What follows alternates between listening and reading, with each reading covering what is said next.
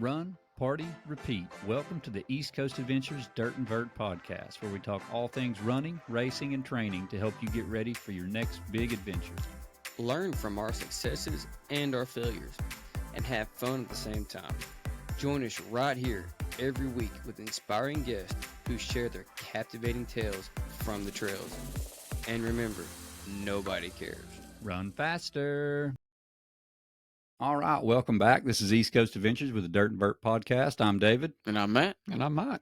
We have a very special guest today with us, Daniel Grant, who just finished two back-to-back 100-mile races. 100-mile, 100K race, two different states. So Daniel's been running for the last few years. He's already got 20-plus races under his belt in a short amount of time, and has made a lot of progress in a short amount of time in the distances that he's running. Mm-hmm. And also, Daniel is also part of the Nobody Cares Run Faster team that East Coast Adventure sponsors. So, Daniel, tell us a little bit about who you are and how you got into running. Well, obviously got into running, really got married. Well, back before that, I played sports in high school. Not too far from where you guys are from, Midway community, graduated from Midway High School, just the other side of Loudon from you all. So they're not too far, but grew up there, definitely, athletic, but not the most gifted person. Wasn't real smart, but I tried real hard, but, played basketball. Most of us feel. Played basketball in high school. That's the only sport I played. That, of course, small rural schools. It was a two-sport town, basketball, football. There was even no baseball until my senior year. So I just played basketball, and then once I graduated high school, sort of, I played pickup games, stuff like that. Played in a rec league in Kingston, a couple of summers. And then beyond that, got married. Really didn't do anything as far as exercise, sports, anything like that. Thankfully, for whatever reason, the good Lord saw fit to give me high metabolism. So I never put on no weight or nothing like that. So I stayed skinny until me and Tasha got married, gained 10 pounds, and then I got me up to about 155 pounds. So, and then I stayed, so I stayed about that size until, I don't know, we had both of our girls. And once they got to be 6, 7, 8 years old, I did join a gym, had a guy, sort of went the route Matt did, and still not running, but I got into lifting. And actually, I went from about 155 pounds to about 195 in about 18 months. So that was not that I had confidence problem, but that was a huge, used to looking at myself as a little skinny fella, seeing myself pretty stocky, I felt great. But then that sort of ran its course, and went through that phase and continued to lift, and I still, not so much in the last couple of months, just because I've been super busy, but still lift, but more so just to maintain a level of strength. Then it obviously helps with the running. But then about 33 years old, on a whim, a buddy of mine asked me if I'd ever just thought about running a 5K. And I've told several people, I might have told you guys this, I'm not real good with peer pressure. Thank God. And I mean this jokingly and seriously. I listened to some of Brian's, the last podcast. Fortunately, I was never around many drugs because I might have been down the wrong road if somebody just said, hey, man, But thankfully, the peer pressure I came to was the stuff like, hard stuff. So anyway, he goes, you ever thought about running a 5K? I said, let's do it, So that was the very first year the Knoxville Covenant Marathon came to Knoxville. And we were just going to do the 5K. But we got up that morning, or he got up that morning, and I was supposed to be at his house, but it was about 27 degrees. A heavy frost, and guess who didn't show up at his house? Me. I said, I am not getting out of bed. So anyway, that might have been 32 years old. Roughly about a year later, I ran my first 5K, and I just thought at 32, 33 years old, I thought I could just show up and run a sub 35K with no training. And I got humbled really quick. I wound up running a 5K in about 31 and a half minutes, I believe. And I realized that I wasn't 20 no more. I just couldn't show up and go do something without some sort of preparation. So at that point, I began to train a little bit, or quite a bit rather. But I'd run 3 or 4 days a week, and about 2 months later, I entered my second 5K and knocked about 10 minutes off of it. We got down like 24 and a half minutes, and then I thought, man, I like this, but I hated the running part, but I missed that competitiveness in the sports and stuff I had in high school. So, but I said 5K, that's all I'll ever run, because I enjoyed race day, but I hated running after work or whatever, So I said a 5K is most I'll ever run. So I met this other guy, and he said, you ever thought about running a 10K? And I'm like, oh, God, man, there ain't no way. So maybe with my peer pressure problems, I signed up for a 10K. So it went from there about 6, 7, 8 months, did a half marathon. And I said, that was it, 13 miles, that's enough. So then I had another friend of mine. He said, hey, man, you ever thought about doing a sprint triathlon? I said, what's that? And he said, hey, it's a shorter distance, but you swim, bike, run. Yeah. So I signed up for one of those. And not knowing, this is what kind of idiot I am. I didn't realize that I had a phobia of water until I signed up for some triathlon. So we went to the lake to go swimming, and I just took off with him. Got about 100 yards from the bank, and I turned around and looked, and dude, I just froze up, couldn't move. Oh, man. And I couldn't touch bottom or nothing. And my buddy, he was probably 20 yards ahead of me. He realized I wasn't beside him. He said, man, you good? I said, no, I'm not good. So he said, can you make it back to the bank? I said, yeah. So I turned around and went back to the bank. Around here, most of the sprint triathlons are in a pool, which I went ahead and for 2 or 3 years I did them. I'm not a good swimmer, but I did because I had to do it from a mental standpoint. I had to sign up for an open water swim just to say, check that box. And I don't know that I'll ever do it again, but I signed up for one in Kingston, and it was about a 700-yard open water swim. And to date, still may be the hardest mental thing I've ever done. I mean, it's right up there with my first ultra as far as wanting to quit, I mean, I thought I was going to drown about 20 times in a 700 yards, But anyway, got through that. And then got into the, I had one of the buddies I did sprint tries with. He said, hey, man, you ever thought about doing Tough Mudders or Spartan races? And I said, no, man, it sounds fun, though. So here we go. So I wound up doing those for 2 or 3 years. And, of course, this is over the course of several years now, probably 10, 12, 13 years doing these different things. And then this is where it gets good. Along came Chris Stamen, me and him wound up working together.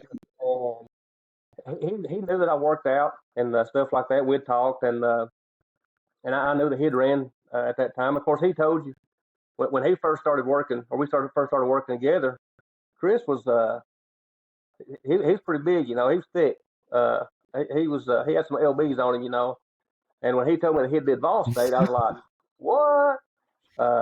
In my mind, I didn't think runners were big, but I've learned a lot, obviously. But anyway, we got to talking, and he started talking about ultra marathons, and I'm not kidding. I really didn't know what an ultra marathon was. I'd heard somebody mention it a few years prior to, but didn't look into it, and I just thought, ain't no way, that's crazy, and never give it a second thought. So really, I didn't know how what kind of variety there was in the ultra marathon world. So talking to Chris, it sounded like something, but he made it sound great. I mean, in his experiences, he made it sound awesome. So I'll share something with you that I'm going to take just a little bit of credit for getting Chris off the wagon back into the ultra marathon world. He sort of kept this close to his vest. But when we were talking about it, I started looking at ultra marathons close to us. And there was one at Fall Creek Falls that was a 50K and a half marathon. So I was want to start tiptoeing back into this thing. And I said, hey, Chris, I said, let's go sign up for that half marathon out of Fall Creek Falls. And I said, it'd be a good trail warm up to a 50K. And I mean, just like that, he goes, why don't you just sign up for the 50K? And I'm like, oh, God, man, I don't know, man. So I sat there and so I finally go. And we were at work, and I was in his office. I said, man, if I sign up for it, you going to sign up for it? And he said, yeah, I'll do it. And I'm not kidding. Before I got back to my desk and sat down, he said, all right, I'm signed up. So, man, he already had my toes to the fire, you know. So, man, I had to sign up. So, and, man, he has been a beast ever since, you know.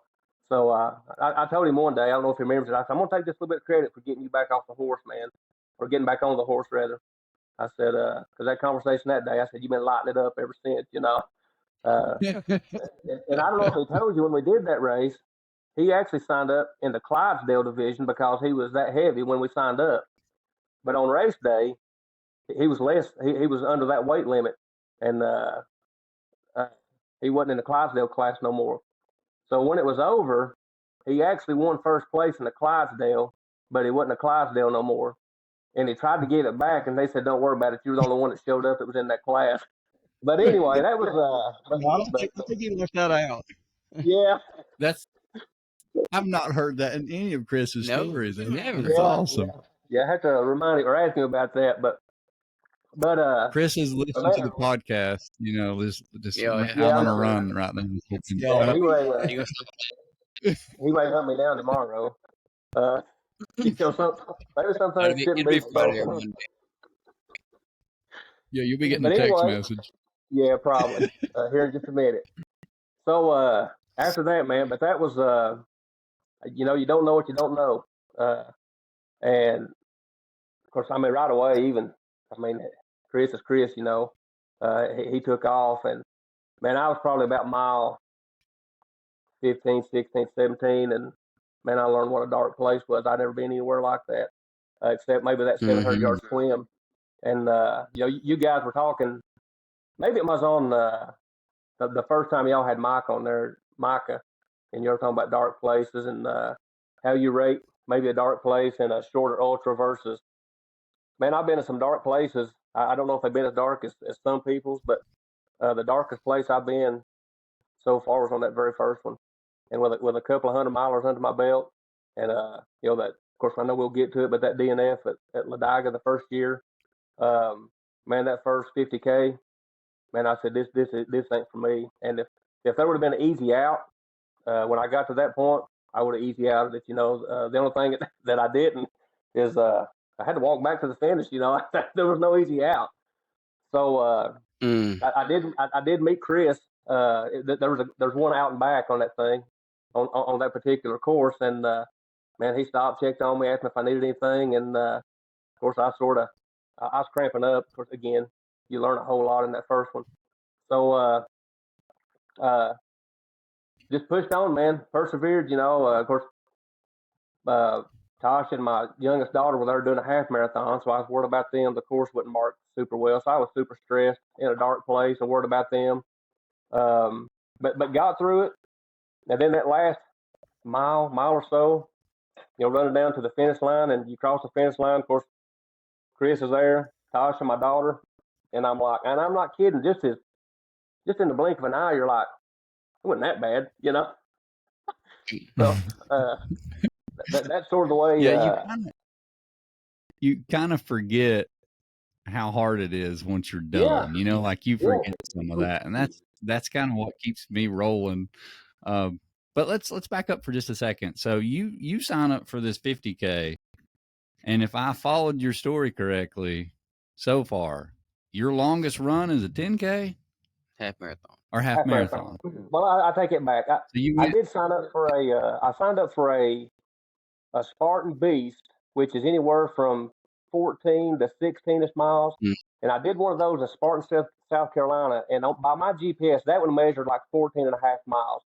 But that really wasn't running the entire time, you know, and obviously obstacles scattered in there. But the longest just run I'd ever done was a half marathon, correct.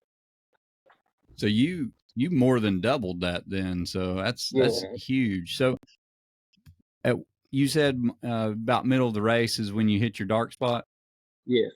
How did you manage that? Like, what were you walking and just beat down, or were you like Oh in your yeah. head It was. still running? No, I was walking. I was beat down. I'm definitely one of those.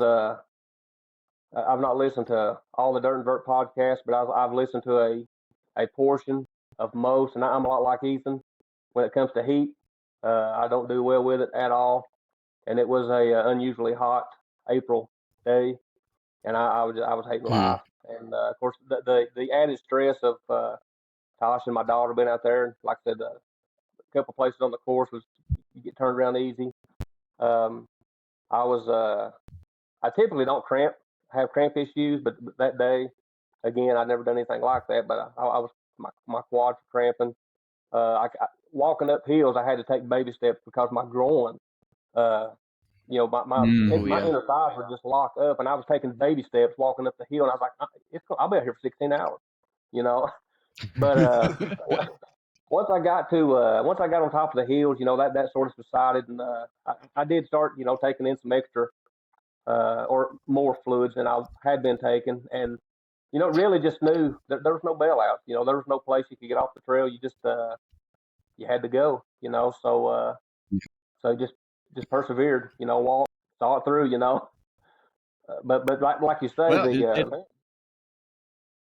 it didn't take you the 16 hours though. You did it in 7, so yeah, you it pulled it felt together. like 16.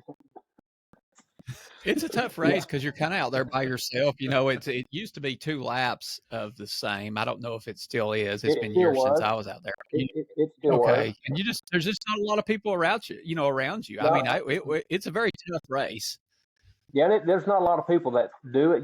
So you're with people starting out, but it don't take long to get where you're isolated. No, yeah, But I know where you can get where you're coming from. They disappear, and you kind of like you're in your own head. yeah, absolutely. And like if you've never been there before, it's all new territory, all new territory. Yeah, it was for me too. Yeah, definitely. Daniel, I didn't realize till just now that your very first race was in 2020, and you ran 22 races. That is, I mean, He fits right in. you fit right into the group. That's Yep. perfect. So, like when you go, you go. We jump in. We You just just go. jump in and roll. Trust me, I paid for it. Yeah. So you run 1, 2, 3, 4 races in 2022. So you do the Fall Creek 50, Fall Creek Falls 50, Run Under the Stars 6 hour, Georgia Jewel 35 miler, and then the Fall Creek 33 miler. Yes. So in all of those races in 2022, and I'm guessing that it's probably going to go back to Fall Creek Falls, but what did you learn? Which race taught you the most, and and I'm assuming Fall Creek Falls is probably the race that humbled you the most, but which one taught you the most? Uh, Probably what taught me the most was Georgia Jewel 35 miles. Um, you know, like you said, and it's repeated so many times in a lot of these podcasts. You learn a lot, or at least some from each one that you do. Like even my very first one, I knew I could persevere, a fair amount. And then when I did once I got through that one and I realized this is something I do like, it wasn't that bad. And it goes back to what you say often. Some of the podcasts, some of the things that was, even, this past weekend, some of the things come to mind that you hear, whether it's your all's podcast or others, but this is something that you key on is all those little low places. And sometimes they're all different, circumstantial. Sometimes they're lows that they don't even show up at a particular race. Sometimes they show up hard, but even the hard ones, the next day you've done forgot 2/3 of all those really hard ones, and that's the truth. And I couldn't put that into words, but when I crossed that finish line at my very first one at Fall Creek Falls, that already came into play, So Yeah. so I knew it was something that I liked. I like pushing myself. Even though when you're in the middle of it, you probably wouldn't agree to it, but I do like the mental grind. I like that mental test. I don't want to say I like to suffer. I don't think that's an accurate statement. But I do like the mental challenge, the mental test. I mean, I'm allergic to pain. I don't want to hurt if I can help it. I know there's going to be some pain, but I'm Yeah. going to do whatever I can to mitigate that. In the process. But with Run Under the Stars, I just wanted to use that as sort of as an event to get some more time on my feet. I never ran really the nighttime. I done a fair amount of hiking after dark, but never ran. And the Run Under the Stars, I actually had shingles when I did that, so that was a whole lot of walking, and that was actually on my inner thighs, man. It was horrible.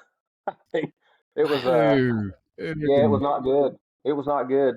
So but anyway, but that's that one. But Georgia Jewel, Salty it was braces won't fix that. no.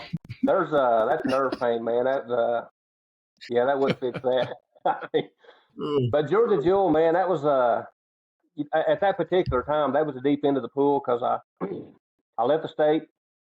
I went to Georgia and didn't know anybody down there. Really the only person in the ultra running community at that time was Chris. That's all I knew. And I just seen the Georgia Jewel, man. It looked fun. Looked like a fun course. The Pinhoti Trail. I mean, I'm a hiker, man. I really like being out there, and the Pinhoti Trail intrigued me. So I was like, man, I want to go do that, jump on that for a while. But it got real when they put you on a bus at the finish line, drive you 35 miles away, dump you out, and say run back. Now that was first time I'd ever experienced anything like that, and I was what have I done? But it was a pretty tough course. It's a course. I know you guys have done the 100 miler, a lot of the same course, but there's rock sections. I was worried about yellow jackets, snakes. Thankfully, I didn't see any of those, but it's definitely a challenging 35-mile route. But I about halfway through it, I wound up running with. I met this lady who we're still in contact today, and she was a ultra runner goes way back, and man, we were just sort of doing the same thing, and I probably did the last probably 13, 14 miles, maybe the latter half of that race, the entire race with her, and which helped me. But I learned a lot. I learned that you just got to keep going, just got to keep going. If Yeah. if there ain't no bone sticking out or something else isn't going on, just try to keep pushing one foot in front of the other. Where I would like to get to is I don't know that I'll ever get there, but it'd be the goal is even if I'm going slow, which I'm not fast by any stretch of imagination, but if I'm going impossibly slow, I'd rather be, even though this hadn't happened yet, I have tapped out once, but I'd rather be pulled from the race because I didn't make a cutoff or something than to quit. That's Yeah.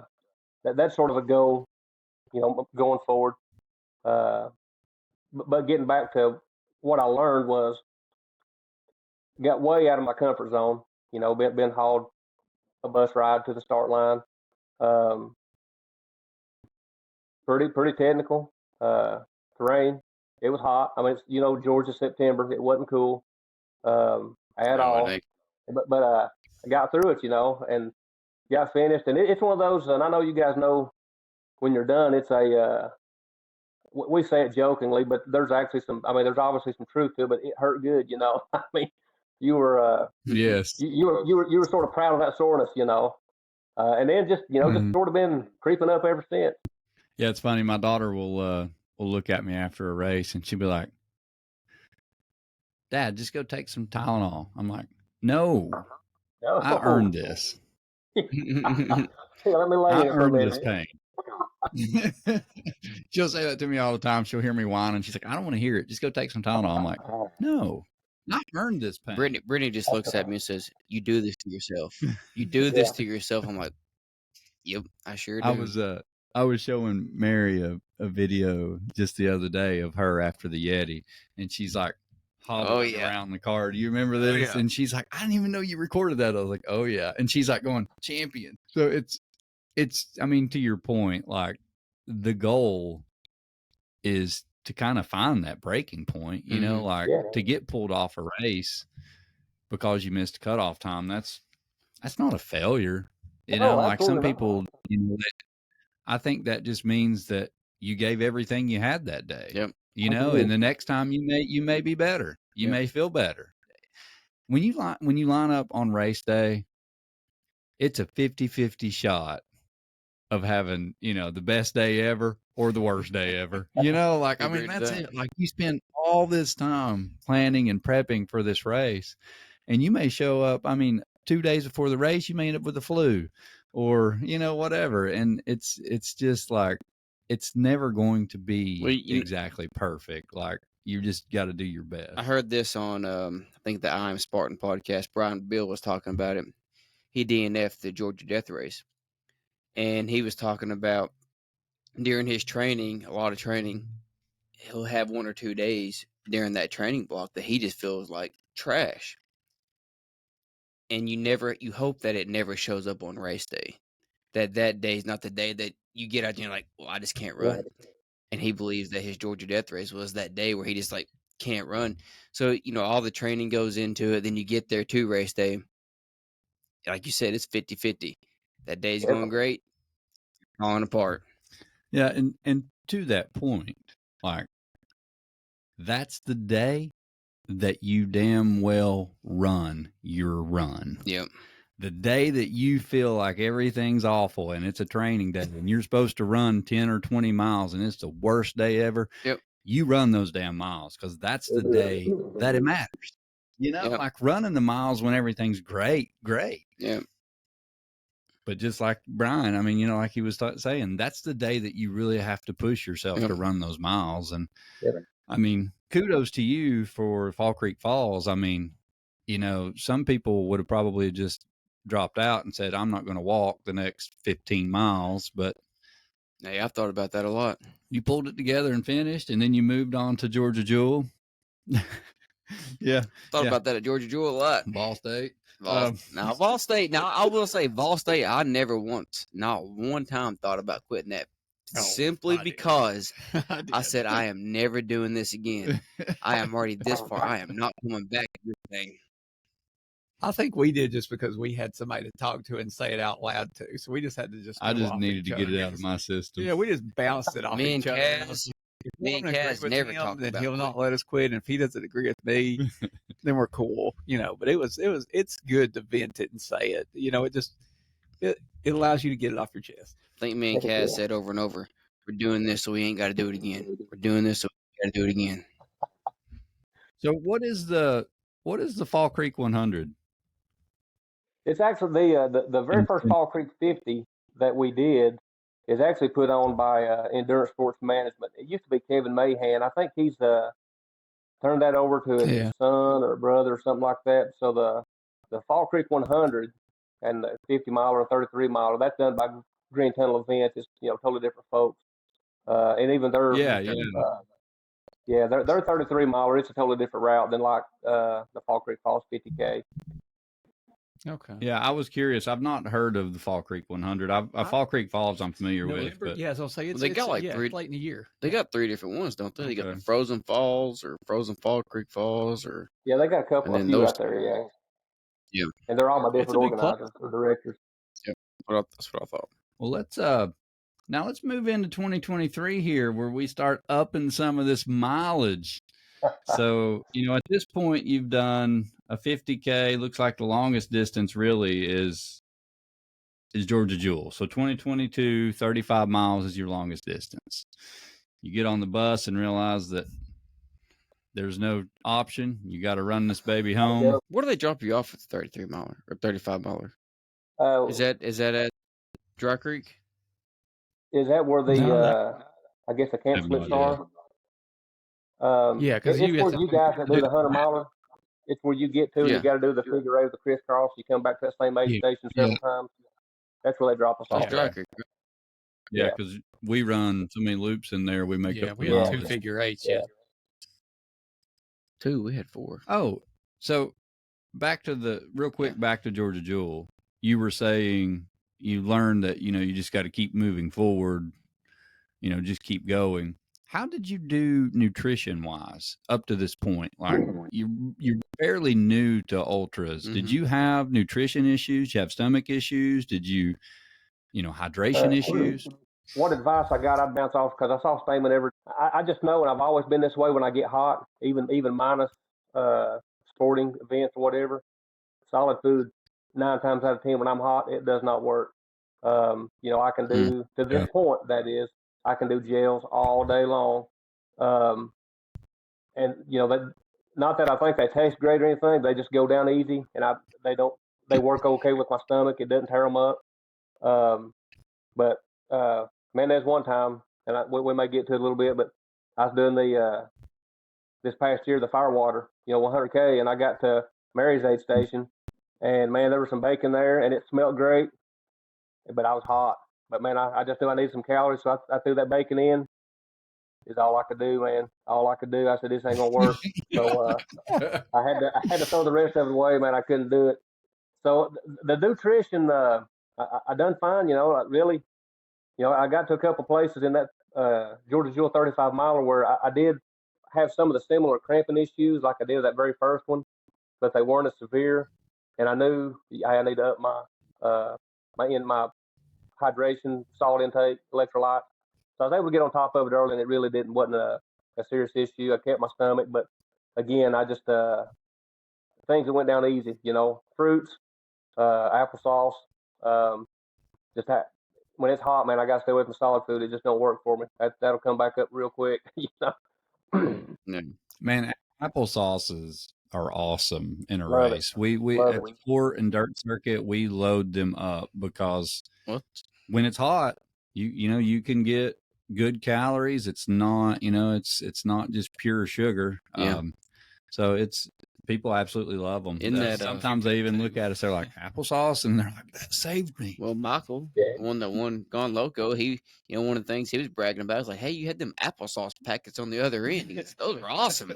Yeah. So, Hey, first time I saw it, I was like, "What? Applesauce?" Same way. I would have thought it in 100 years. well, it's almost like a goo or a Yeah. gel. It is. I mean, It is. really, it's almost like Yeah. it. I'm with you though on like a really, really hot race. If I'm running really hard, Mm-hmm. I cannot do solid food. Nope. I can at night. Yeah. But during the day, if I try to chew something, it's coming up. But I can do goos, I can do drinks, I can do liquid calories, whatever, anything that I can swallow. Yeah, chewing is not. But yeah, chewing's not No, it. chewing's I, not I there. could not imagine a piece of bacon. I would be going, Ugh. Like even at the marathon Sunday, we run by there at Sequoia Hills right before we go up Knowlton, and they got this people out here grilling bacon. Yes. And I'm like, oh, this smells so good. Should I grab one? I would have grabbed one, but it's just... But I can't grab it when I'm trying to run Not that doing it. fast and chew that up and try to swallow it. But people were grabbing like crazy. Man, it smelled good. It smelled so good. I did get a beer on that Long Island. That dude, there's a dude on the side of it. well, now let's jump into your next big race, which is Pistol. Ooh. So 2023, March 18th, you sign up and do the Pistol 100K. Now, at this point, that's double basically any distance you've ran. So you did it in 15 hours. You were 23rd overall, which is pretty respectable for your very first 100K. That's really good. Mm-hmm. How did that go? It went good till it didn't. I had. I think I've heard somebody else say that before. Yep.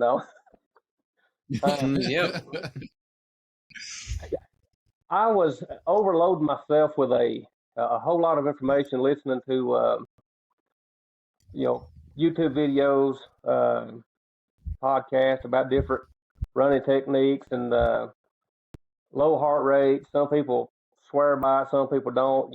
Chris Damon's one of those guys, man, has got a crazy low heart rate. So that was sort of my standard. People really, we shouldn't do this. We shouldn't. It's in our nature though to do it.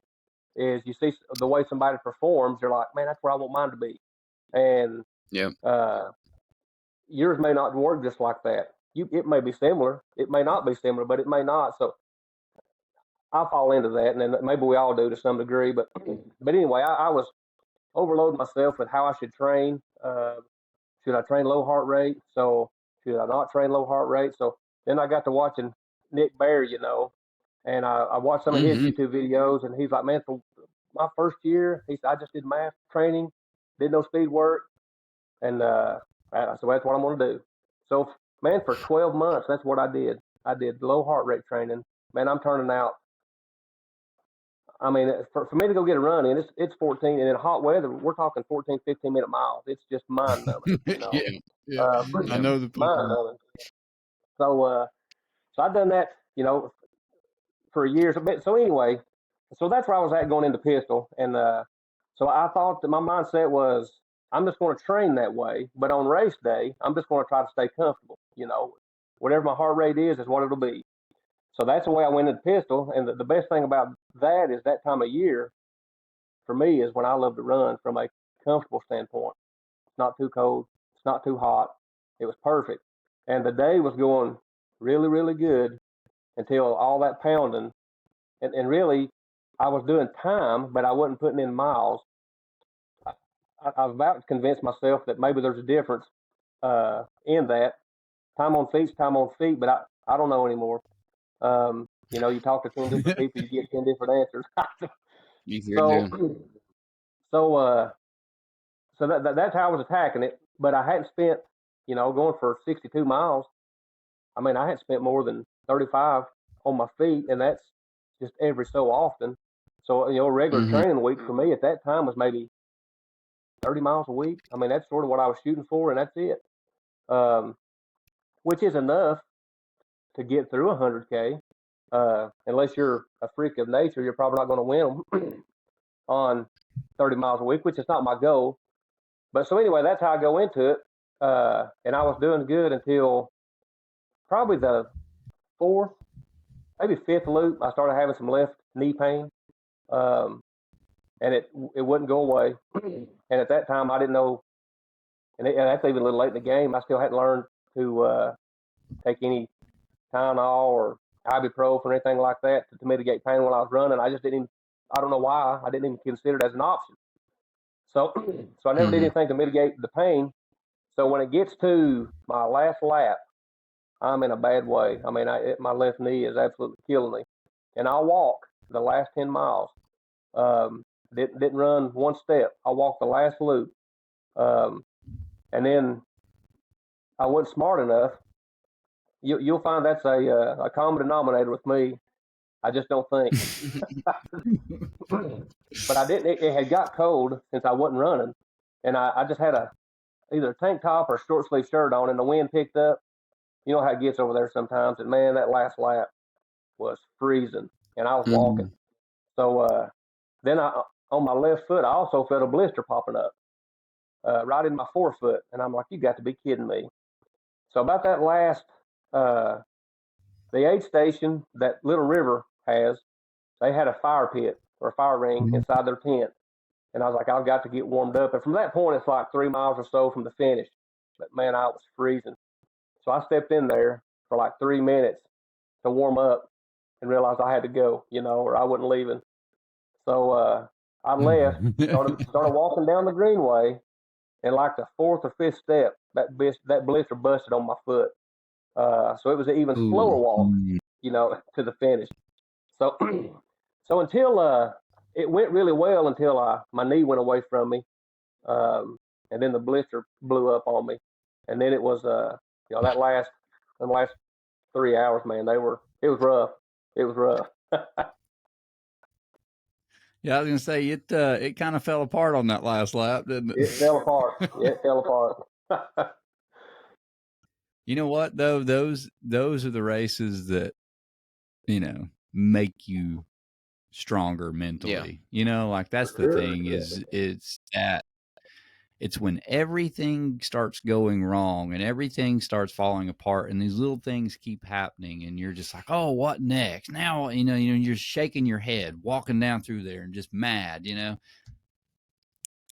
But that's truly at the end of the day, that's the things that you're like, okay, I'm at least prepared for this next Yep. time. Like I know this is going to happen. And when it does, I'm going to respond differently. Sure. So I feel like those are the important things you take away. Sometimes it's not always a perfect race and you ran it, you don't get anything from that. It's great to have those. You need those. Those are the wins you need. But the true learning comes from that stuff. like when a blister pops up and you're like, how the hell am I going to stop that blister from coming up next time? Right. Like, what can I Call do? it. And it's just, I need to take a jacket. It's going to be freezing. If I have to walk again, I want to stay warm. And those are just like those little nuggets that you just, when me and Mike very first got into running, like Mike got me into running, and I go sign up for 100-miler, the Warhammer, and it was just an absolute shit show. Like it was not good. Like I showed up with a Walmart hydration pack and everything else, and but that's what made it fun. Yeah, it was kind of the same thing. Like I walked the last, I shouldn't say walk, from like mile 85 to 95, we pretty much walked that entire section. And then the last 5 miles, it was like I was running. I mean, I was running like 7s or 8s in that last part. And I was just like, and the whole race was just up and down like that. And it was at the very end of the race, I kind of had that moment you did at Fall Creek Falls. And it was like, I forgot everything. I mean, I just forgot everything that happened. I won't ever forget the tree that fell down on the course because I lost all insane. I mean, I just went insane. I started cussing. I was throwing stuff down. I mean, Mike saw me. I looked like a kid out there with a temper tantrum. Literally, the tree fell across the course, and I had to go all the way down to the creek and go around it. Oh my God! And I just lost my stuff. And it was like all that stuff at the end. I was like, that's the stuff that you kind of remember. You don't remember the suffering and all that, but you do remember those things that happen that are going to make you stronger. And I'm sure that, that last lap of Pistol, you doubled your distance. You finished it. You didn't finish it the way you wanted to finish it, but I guarantee you learned a lot from it, Absolutely. especially going into your next big race. Absolutely. Let's talk a little bit. So you said you don't do well in heat, but yet you do strolling gym.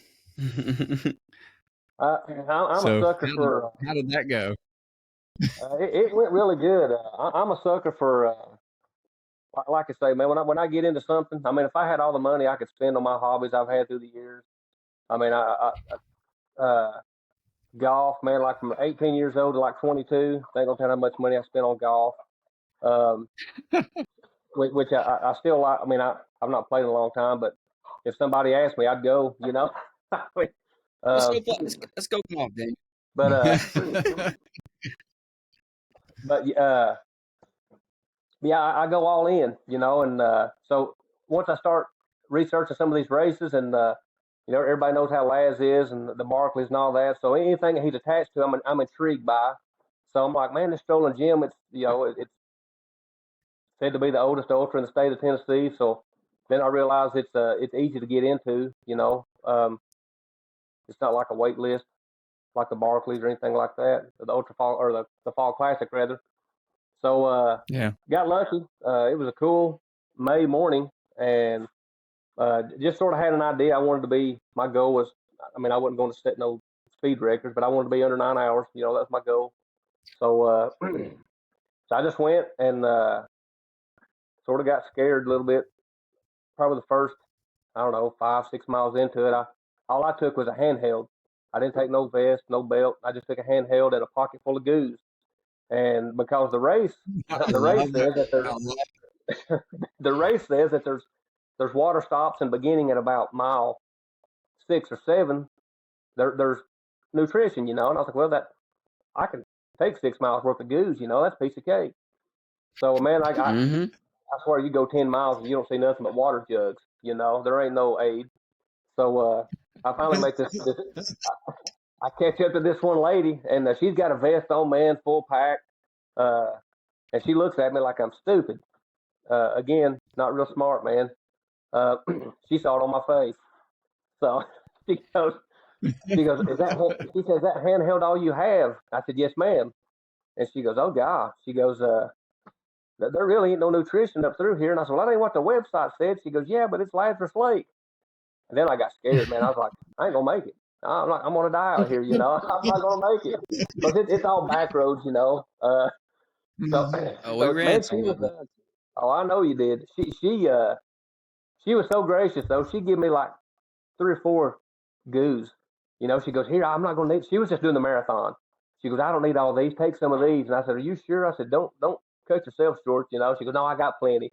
So she gave me like 3 or 4, but starting at like mile, I don't know, 14, 15, 16, there starts to be some pretty good aid stations with some pretty good aid. So you just got to weather that first, you know, 15, 16 miles, and the aid shows up. I think he does it just to scare you. But other than that, man, it was I enjoyed it. I think I'd like to go. Other than it being asphalt, I think I'd like to go back again, and maybe if I could try to get one of those colored jerseys. Not one of the sub 5 hour ones, but maybe one of those sub 7s. That'd be cool to go back, see if I could to do that maybe. But I really enjoyed it. I like that little town. I mean, just the history behind it. It was a cool vibe for sure. So here's my question. I'm looking at Tasha's stuff, and she run that same race. She run 10K. Right. Did something click with her too? Because right after that, she starts just like hitting it just as hard as you. Was she watching you, or did she get you into this, or did you get her into this? Well, she's super competitive too. And even before we got into this running, I mean, like I say, hobbies. I mean, we go bowling, and let me tell you, neither one of us are great bowlers, but 8 or 9 times out of 10, I'm beating her at the bowling alley. But that one time she beats me, she's hard to live with. Let me tell you. Oh yeah, you ain't hearing the end of it.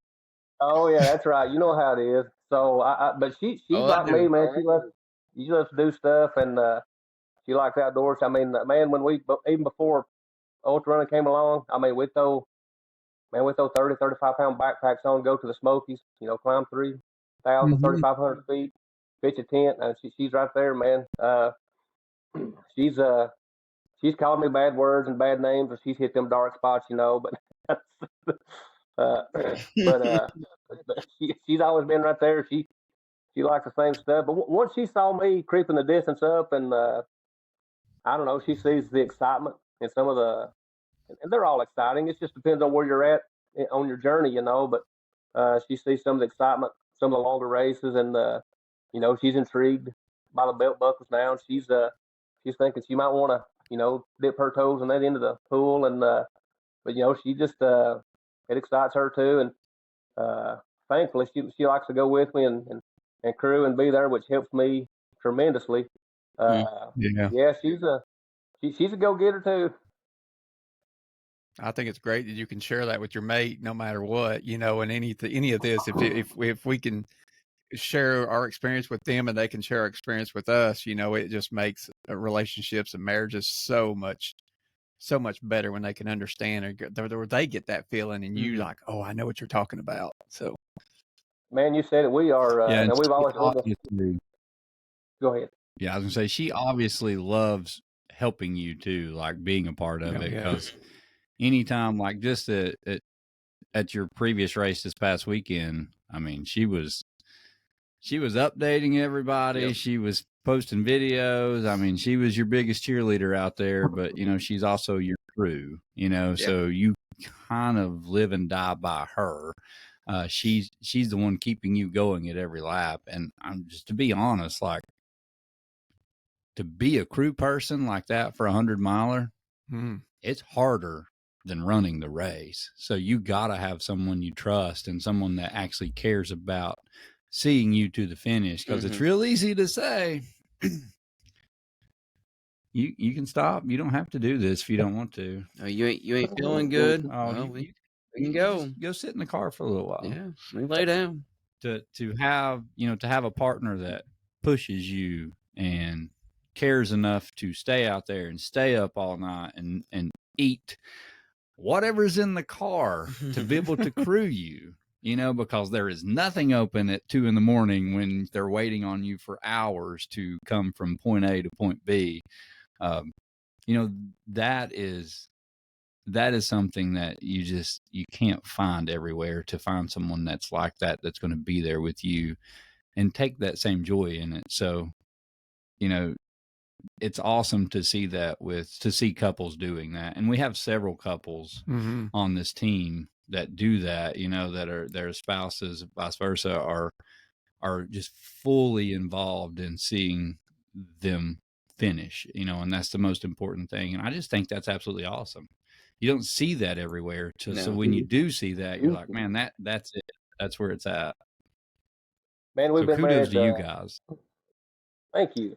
We've been married. It'll be 23 years this May, and we're still best friends, just like we were when we first started dating.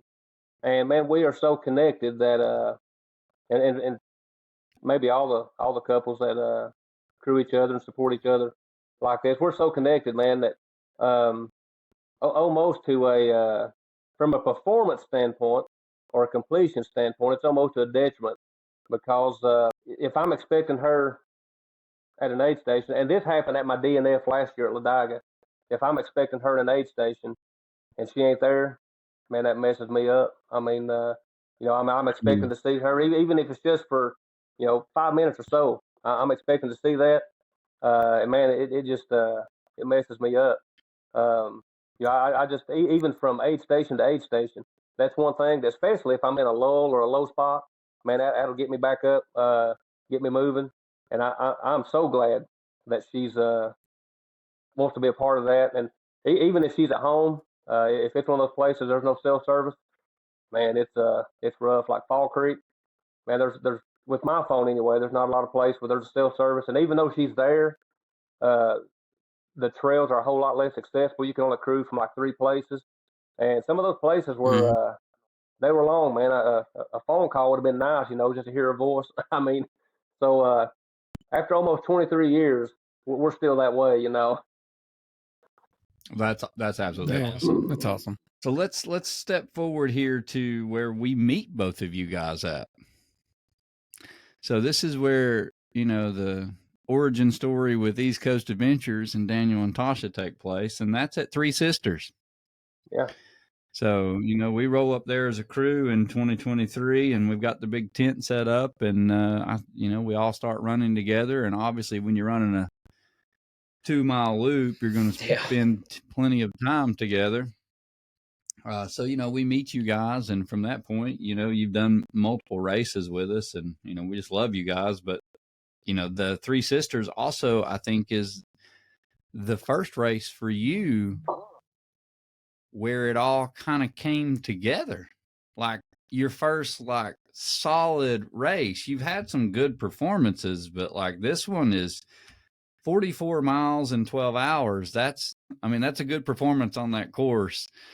In that type of weather, it's extremely hot. Very hot. The course could have been, slightly longer per loop than 2 miles. So Tony, it's 2.1. and you finished at 6th place. So things are clicking there. Do you feel like this is something to where either you like what went better for you? Did you plan better? Do you feel like you were in better shape, or just, is this just a learning experience from 2022 carrying over? It's a combination of some of those things because actually that race for the first 2 hours, I felt horrible that morning. I mean, I didn't feel good at all, and I just had just sort of I guess a sinus thing going on, head cold, just lethargic, man. Didn't feel great. And then actually, as far as being sick, that's the only race that I've ever lost my stomach at to this point. I'm sure there's more times coming, but I actually had to go in probably the last 2 hours of that. I had to go sit down for about 20 minutes to recompose. I mean, because I was afraid I was going to start losing stuff, blowing chunks. But so I actually went down. I actually went sit down under the.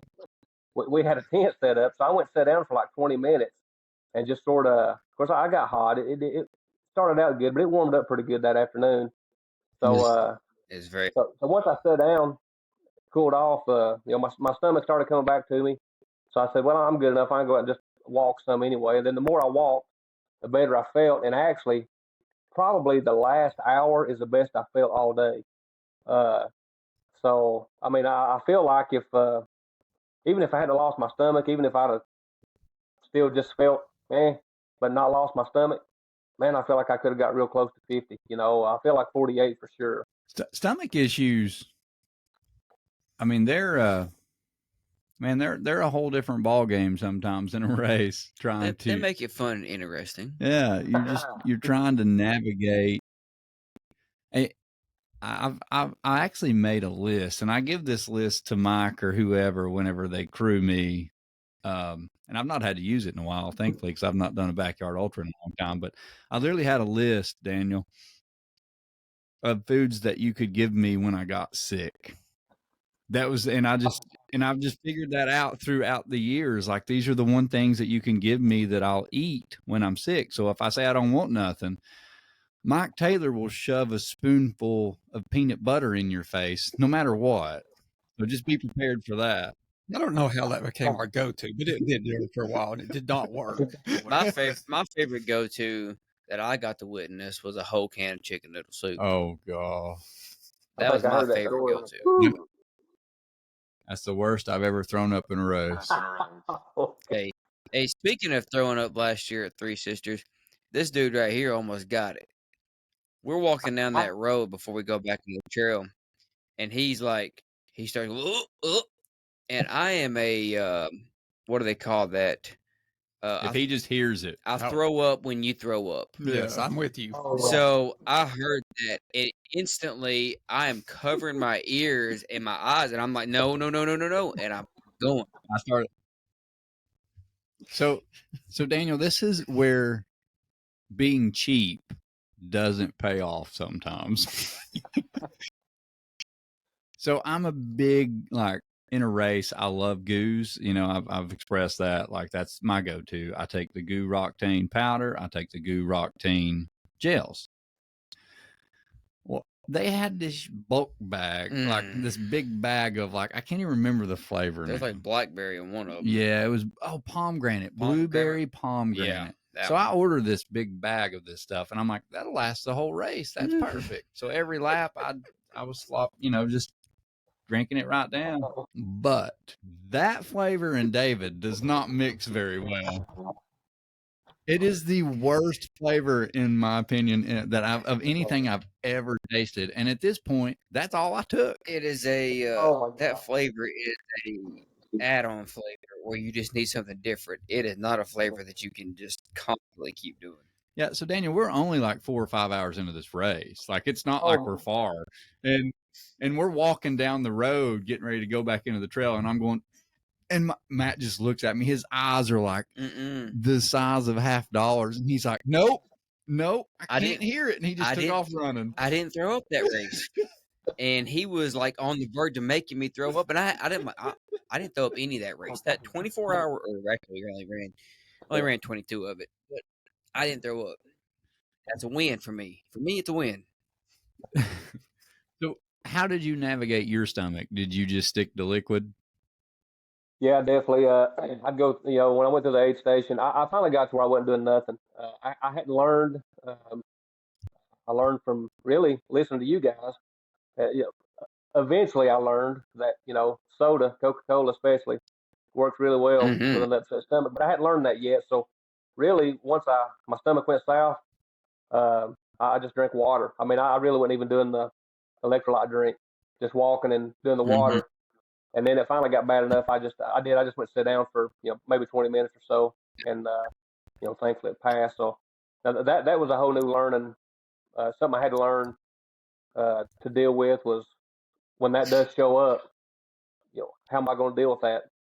At a race like Three Sisters, where it's a 2-mile loop, it's not that bad. I mean, keep moving, or, if you got a 10, it's easy to go sit down or something until it passes. But, if you're out on a really long race where aid's not that close, what are you going to do? How are you going to deal with it? Yeah. And I'll be honest, that's the hardest thing with a loop race is just what you said. And it's, I can go sit down. Yeah. And man, that is a trap. That is a death trap in a race, especially like a long race, because it's easy to say, well, I'm going to sit here for 10 minutes and let it pass. And then 30 minutes goes by. And like at that point, you've already missed a whole lap. Yep. Like Yeah. you Lap should be behind, going so. back out there. Yep. So I feel like if you're trying to prepare for a long race, those sign up for a looped race and try to make yourself run, and don't take that easy seat, and that at least makes you a little mentally stronger of a runner, because you have that option and you didn't take it. Right. Because I feel like that's the easy out for a lot of us when we're not feeling good. We just go sit down on one of them loop courses. Yeah. Well, when you're doing a point-to-point race, then you don't have that option. And now you're navigating water that you're not used to, and it makes it completely different. At that point, you just lay down in the middle of the trail and somebody come find you. I saw that. I saw that too. Well, it's so Three Sisters, then you come and run one of probably the hottest races that it's probably up there with Strolling Jim, I would imagine, Fort Frenzy, 24-hour. You get 73 miles in 24 hours, which is, on that course and that heat, that's legit. Very hard, very hard to do. You were 6th overall at Fort Frenzy. Then we jump into Firewater. You do the 100K, you 8th overall, and you come in 14 hours, 50 minutes. So I can see, like as we're going through your results, you can see that you're starting to at least acclimate to, those ultra legs and getting your distance and pushing yourself a little bit better. What do you feel like in you also ran Fall Creek 100, 27 hours. And then this race is on my bucket list. I want to do this, but you did the Run Undead Ultra 100K in Pelham, Alabama, which is a really cool event that they do at New Year's, correct? Correct. So of all of those races in 2023, from a 100-miler all the way down to Warhammer, what was the hardest race for you? Really, I believe it was that last one, the zombie race. Not from a. It goes back to what you said. It was from a discipline thing. It's a loop course. It's a 5-mile loop course. You know, like you said, I do feel like all those races, really beginning. I mean, all of them obviously play a part, but starting with Three Sisters, like you said, and I do feel like, to a degree, that's where my legs really started coming in. Fort Frenzy, definitely. My biggest thing at Fort Frenzy was, to this point of the 100-milers that I've done, which isn't many, but Fort Frenzy is still the sleepiest that I've got so far. I mean, when I come through there, and man, I go over, sit down in that chair, and of course, Stamen, he's like, man, I'm not taking a chair, they're trapped. That's the first time I'd ever heard that, And man, I learned real quick what that was all about, I have never fell asleep so fast.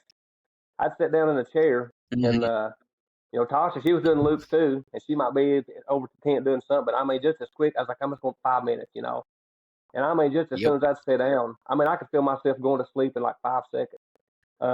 And to date, I'm sure it's going to happen again, but I've still never been that sleepy on any race anywhere as I was Fort Frenzy. I don't know if it's, there's a lot of things going on that day, from, people overheating, storm coming through. So I don't know if it was just a lot of emotional strain. I don't know, man, but I was sleepy. Goodness gracious. Daniel. Yeah. Speaking of that, I ran the 24-hour the year before at the fort, and I gotta say that was probably also one of the tiredest I've ever been during 24-hour, which that was only my second one that I had done up to that point. But I remember, like, during the day it was so hot, you're already drained, just trying to maintain that during the day. So once you get kind of more comfortable into the night, where your body temperature starts regulating, and then that the nighttime comes, your body's like, hey guys, it's time to go to sleep. Yeah. And so at one point, I'm running this loop, and I'm just so tired. And there's a bench up there on that hill, and it kind of overlooks it. And I'm like, oh man, I just need 5 minutes right here, 5 minutes, and my watch would beep. for I think it was like every 45 minutes for me to make sure I had my hydration. And it was like 40 minutes, and I'm like, it'll go off when I lay here. I laid there for 5 minutes, and my watch goes beep beep beep beep beep beep. Woke me up.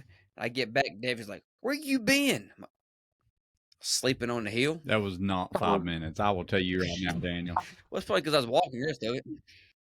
I was supposed to run the next lap with him. I'm sitting there in the middle of the night in a pair of running shorts for like an hour and a half waiting on Matt. Probably I walked probably the rest of it. Slept and then walked. That accumulates quick. But I would say you both are spot on. I would imagine the heat. Mm-hmm. I mean, this race is in August. That heat alone just drains your body. And then you're also trying to run, and there's, 400 and something feet of elevation gain per loop. 450. So, I mean, it's taxing on you. So, yeah, when you finally do hit night, you're probably just completely exhausted. I've never ran the 24-hour there, so I don't know. But I'm just saying I would imagine it's pretty rough. Then you throw the storms in, and it's just, it's all kinds of fun. Oh, yeah. I didn't get that luxury storms that year. I got nothing but heat. Getting back to your question, the hardest one being, I feel like the zombie. From this standpoint, it goes back to, it was a 5-mile loop course. It was nice through the day, got really cold at night, and we had a tent set up there and had a heater. And my goal was 100 miles there, and I could have got it, but I got caught in a trap, And I got over there, man, it was like 4 o'clock in the morning, and I'm like, man, this feels so good. And you know what? I'm good with 75. 75 miles is okay, And it was also a no DNF race. If it was a DNF race, I definitely think I would have went back out, no problem.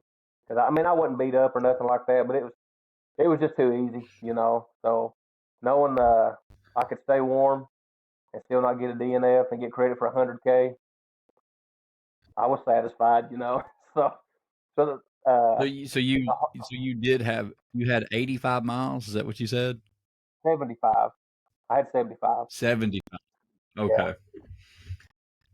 Yeah, and to your point though, those loop races, man, they can be a trap. They can be. I love what Simon said. It's very true. Chair's a trap. Chair's a trap. But it goes back to what you said earlier. It's a good place to work on, and obviously that's my weakest, probably my weakest area. Is that's a place you got to work on, discipline. Got to stay away from it, So the good Lord willing, I'm gonna go back and get that buckle this year. Maybe I can talk Mary into that one. We need to go down there, man. That's fun. Yeah, they're the same ones that put on the Chief Ladiga, right? Yeah. Same folks. Mary, if you're listening to this podcast, I just asked. Coach, can I run, Coach? Y'all would love good course. Yeah, I think that'd be cool for New Year's. That's pretty awesome. So, Chief Ladiga, or Ladaga, I'm not Chief Ladaga. Let's just go with that. I don't know the exact pronunciation of this race. I'll be in trouble now. You said it wrong. They do have the coolest buckle of most races. I got to say, they do have a really cool buckle. I agree. So you DNF this race in 2023, and that's in April. You do this. You do all your other races, and you've had really good results in them. You go back and you hit Fall Creek 100 miler. You do the Run Undead. You get 75 miles there. You took the seat, but ultimately, I mean, you had a really good performance throughout the whole year, other than that 100 miler. So we come forward to 2024. And you do Pistol Ultra 100K, and we were there watching you. You've 7th overall, 4th place male, which is really cool. Yep. 12 hours, 49 minutes. So you shaved, let's see, what was your previous time? 15 hours. So you shaved 3 hours off your time, which is awesome in a year's time. 2 years' time, you shave an hour off, right? Or 3 hours off. 3 hours. Mm-hmm. But then just right at a month later, you go do Chief Ladiga again, 100-miler, and you get your buckle, like you get your redemption from 2023. So, what do you think, or what was different this year? Like, did something go different? Did you, I mean, at this point, do you just feel like you're doing better job at, training and putting everything together, or was there something else that happened? But ultimately, you run Chief Ladiga in 24 hours. To me, I believe it's all conditioning. Like I was saying, I get so when I get into something, I get excited, get overzealous. And last year, I just bit off too much too quick. I started having that knee problem the last 2 laps at Pistol, which I had already signed up for Ladiga when I did the Pistol. So that was already on paper. So when Ladiga rolled around in 23, I was still, I had just got over my ankle being, the size of a basketball, being swollen up, my foot being swollen. So when I started Ladiga in 23, I started out in an ankle brace, a knee brace, or a knee wrap.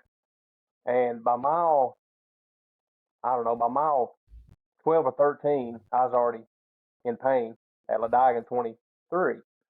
So I nursed it, and then limped along, strode along. And by the time I got to mile 40, I think it's 44, it's called the Don Williams aid station. That's where I tapped out and I pulled the plug. Um, my knee had been hurting my knee pain had come back. My ankle was hurting again. And at that point, I'm like, could I have went farther? I could have. Could I have finished Ladiga? I don't know. I don't know if I could have finished in 23 due to what was going on in my knee. So I pulled the plug. I seen I don't know if it was on your podcast uh, or a different podcast, but I seen Andrew Glaze in a podcast, and somebody asked him about DNS, and he goes, "I got a ton of them," and he says, I got some for different reasons." And one, he said, I've got DNS just because my mind wasn't in it. I didn't want to be there, and that's where I go to. That to me, there's a fine line between um, suffering and then just maybe being a little bit ridiculous about it. Um, and at that point, my knee was hurting. I didn't want to be there. My head wasn't in it. Um, so I just, I for all those reasons collectively, I was done. The the biggest thing that bothered me then about doing that was uh, I had went down with Stamen and he was running it, and of course we'd been talking, and to a degree, and I don't know if I've ever told him this, so if you're listening, Chris, plug your ears. Um, in a don't do too much with this, but in one sense, I felt like I sort of let him down, because he was sort of who I was looking to for advice and a little guidance down this ultra road, this ultra journey. And I sort of felt like, to a small degree, I let him down by not being able to finish. But I just bit off too much too quick. So it definitely, when I woke up the next morning, I hated it. I hated that I done it. It didn't feel good. So, the next race after that was that strolling gym, and I needed that really bad. I needed that bad. So rolling to this year, just conditioning, man. Time on feet, started up in miles. I've sort of got away from just doing low heart rate stuff. I had asked on a couple of different equations, or not equations, but uh, questions. I had asked. One was face to face at the 4th of July when you introduced me to Mary, and then one was through one of the questions when you had her on the podcast, and I'd asked her about low heart rate training, and which I had already started going down this road, but to me, she gave the best advice I guess I'd ever heard anybody give, and it's use it as a tool in your toolbox. Don't just don't live by it for everything that you do, because on any given day, it may just not be there. So I've started trying to use that just as a tool in my toolbox. And and running has become a whole lot more enjoyable by doing so. I don't have to go Absolutely. slow, you know. But just conditioning, you know, Absolutely. time on feet, just put time in, you know. Well, and the heart rate training is good for someone that, this is just my opinion. It's good for someone starting out. If you're wanting to go compete and run a really hard and fast 100-miler, you need that base, Mm-hmm. but you also have to do speed work. You can't just train low heart rate all the time. You've got to do speed work if you want to get faster. So Yeah. it's Your body has got to to know be what both. that feels like. If you go out there on race day and you're like, well, I've done 6 months of low heart rate, and you go out there and you're like, I'm gonna run some sevens. I Yeah. mean, the biggest thing I see is like is that when you're doing like a training run, let's say that you have a recovery run, an easy run that you're doing that day Mm-hmm. because you've done your speed work the day before and you're going to do an easy run today. Yep.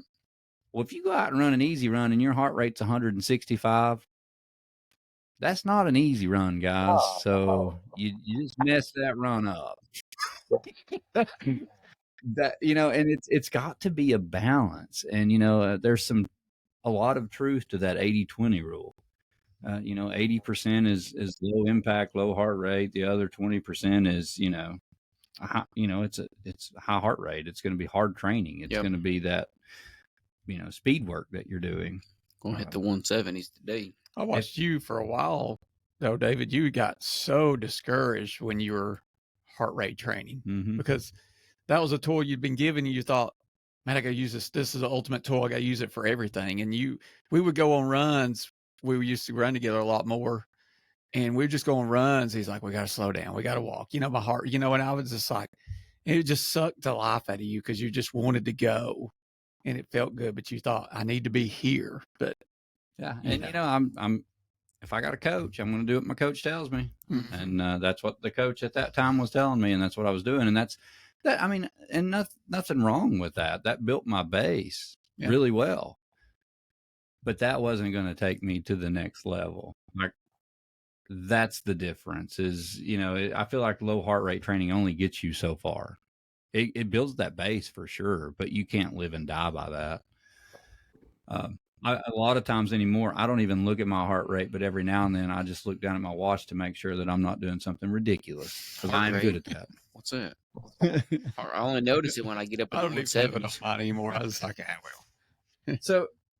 So I want to talk about Chief Ladaga real quick, though. So you do it in 24 hours, and you obviously had a really well race that was put together. Like you put together a great performance, but you also had some things happen to you during the race that could have definitely have swung your emotions. So walk us through that a little bit. Like, I know that you had a really crazy thing happen towards the end of the race. So tell us, ultimately, like, did anything go wrong during the 100-mile that you had to work through? And then also, I want to hear about the story of what happened towards the end of the race. The only thing that went wrong was my feet, and I'll get to that in just a second. When I DNF'd Ladaga last year, I sort of had this inner dialogue with myself, about this Chief Ladaga. You know, uh, Again, just inner dialogue. I don't buy this for a second. Just fun. But this old Indian spirit, it wasn't in the cards for me to finish Ladaga, man. So this inner dialogue, I just sort of played it like, you got me this year, Chief. You got me, but I'll be back. I'll be back. So I came back. So these things that happen, I just sort of continued that dialogue with it. And I don't know if you guys had read my Instagram post, but I sort of just fed off of that. And it was hot. I mean, it's of course it's Northern Alabama in April. It's like here, you could get frost in the mornings, but it could be 90 degrees. So it probably got up in the heat of the day. Probably got up in the mid to upper 80s. I mean, it was smoking. So early on in the race, man, there's a rattlesnake, crossing the path, and which I don't like snakes. Of all the hiking and all the trail running I've done to this point, I've seen non-venomous snakes, but that's the first Mm-hmm. venomous snake I saw in all this I've been doing, and it was on a greenway, an asphalt concrete path. Uh, so, that there was that, and then of course, like I said, this the hot temps and the most of this greenway is most of it is exposed to the sun. You definitely run through some places that are shaded, but there's a lot of places it just cooks you down. And there was one particular section later in the afternoon. There was like in like a 3 or 4 mile section. Man, we passed like I don't know half a dozen folks, hands on their knees, chucking on the side of the path. They're just hot. And but along this greenway, it's full of pine needles, little sticks, and I don't know. There's something with my running gait that no matter what I do, I kick crap in my shoes. Uh, Gravels, pine needles, sticks. I don't care if I don't wear gaiters, even on a greenway. Apparently, I get junk in my shoes, and I don't know how not to do that. So by about mile 45, where I had tapped out the previous year, I had told Tasha because you run through that place, do you turn around at the 50-mile mark, and then come back to the aid station. So Tasha stayed right there, and I said, when I come back through, I'm going to put salty britches on my feet and put some socks on and dump my shoes out. And so when I turned around, I done that, and man, I should have been dumping my shoes out about every 20 miles probably, because I dumped out pine needles, and it felt like I've been running in sandpaper socks. So I dumped my shoes out, re-salted britches my feet, and put fresh socks on. And she actually brought me another pair of shoes. So I was like, I'm doing that. So I put on them other shoes, took back off, and about 2 miles, I thought, I wish I hadn't put them shoes on. These shoes suck compared to my other ones. So, but I was still doing the same thing. I was kicking pine needles in my shoes, and man, my mile 75, my feet were tore up. I mean, thankfully they weren't blistered, but I mean they were. I mean, they look like what you think they look like if you ran with sandpaper socks on. They looked horrible. So, in the meantime, while all this was going on, we passed. We leave an aid station we got about 100K to finish. And at this time, I'm running with this guy. We ran together most of the day. We were just doing the same thing, and it just worked out. So me and him were together when we passed this place, this guy's house, and there's multiple houses along this greenway. So we're running by this house, and this guy's house is probably 50, 60 yards off the greenway. And we see a guy in his yard with a headlamp on, and he goes, "Hey, hey." And about the third time he did that, I went, "Hey," back to him. And he said, "What are you guys doing?" And we said, "We're running a race." And he said, "A race?" And at nighttime, they closed that greenway down. Nobody's supposed to be on it.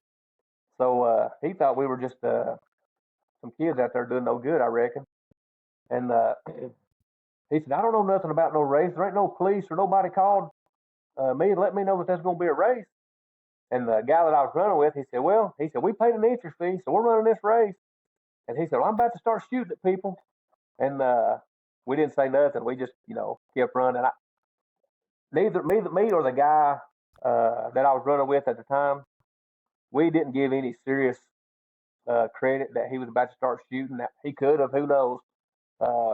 But nonetheless, we thought about some other folks that behind us still coming through.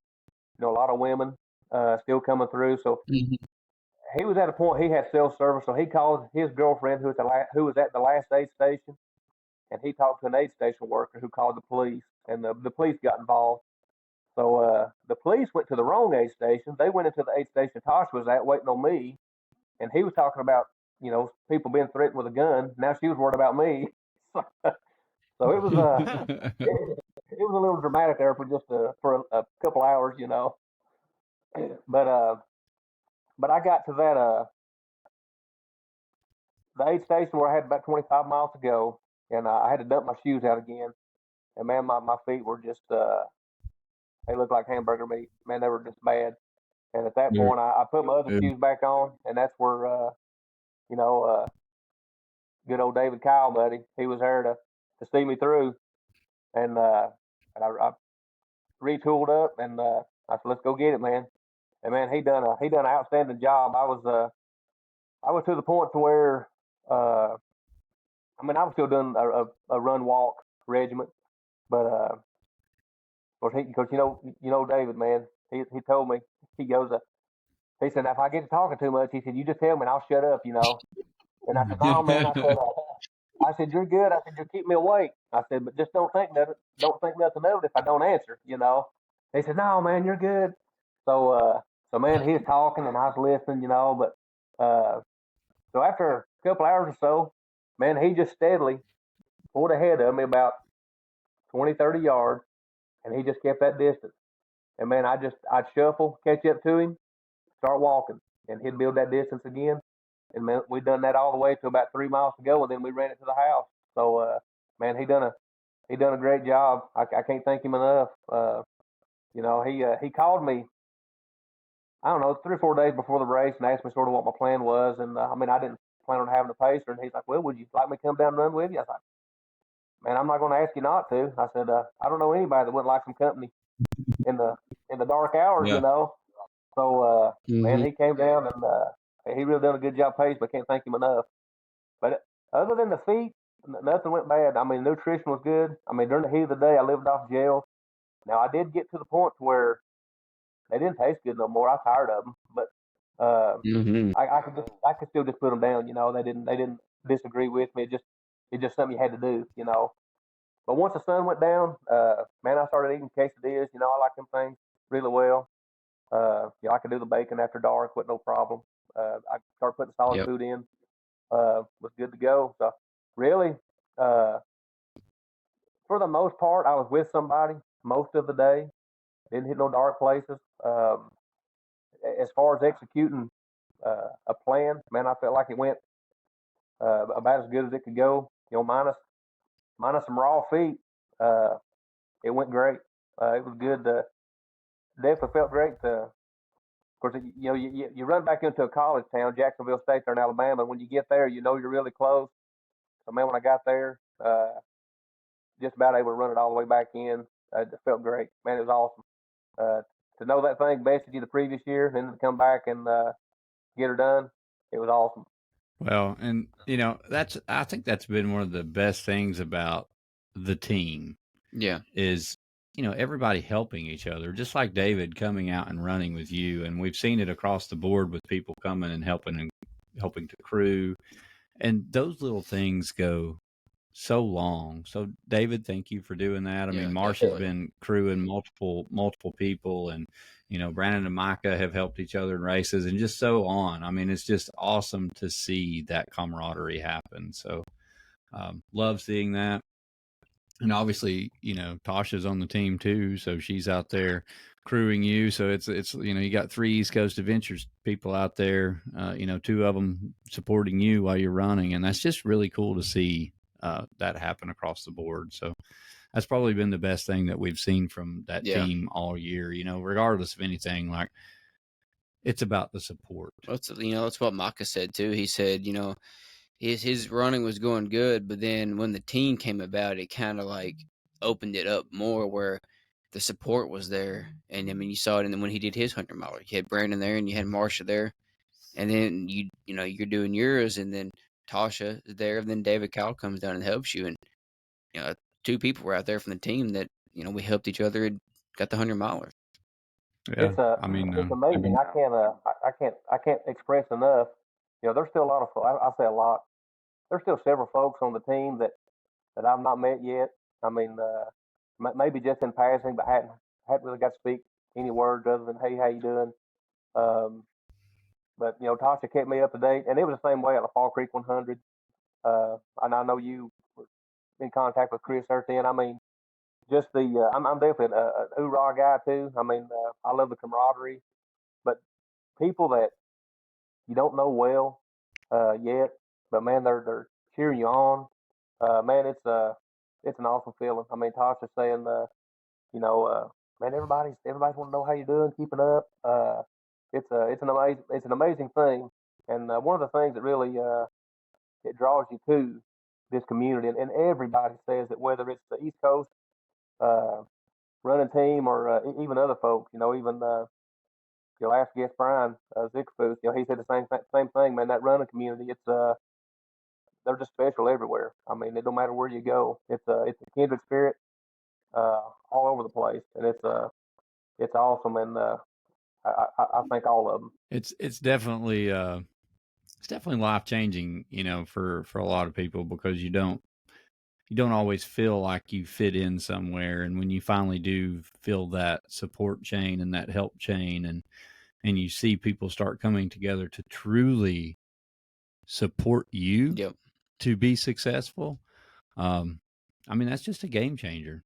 It really is. Whether that's crewing, running, volunteering, you get I to kind of mean, see it across the board. even at the pistol, I mean, we had people running, but then Tasha got done. She came down there and helped, and we had half the team was there, and it was like it was awesome.